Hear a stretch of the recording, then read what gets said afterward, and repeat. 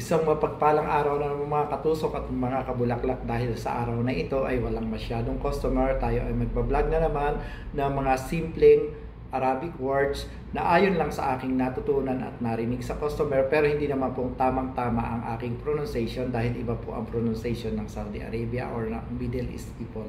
Ito ay yung nagagamit lang naming araw-araw at naiintindihan na rin kami ng customer at maaring makatulong ito sa mga nagnanais maging OFW or mga baguhang OFW dito sa gitnang silangan.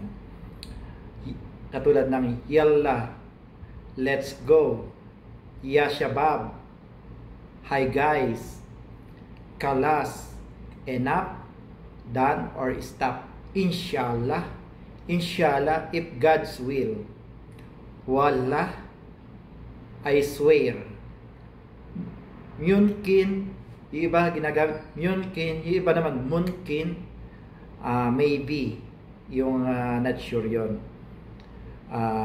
Mabruk, mabruk, congratulations, ya salam, hi dude, hi dude, akid, akid, long isya, sure, marhaban, welcome,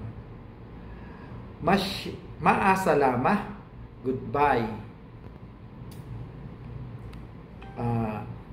tapadal, tapadali, naririnig ko yan pag yung come in, tapadal or tapadali.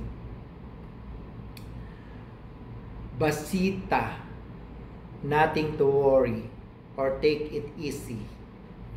Kung may mga Arabic words pa kayo na hindi ko nabanggit or may correction kayo about sa aking Arabic, dahil itong Arabic ko ay base lamang sa aking pakipag-usap sa daily, sa araw-araw na pakipag-usap ko sa customer, ay paki-comment sa comment section.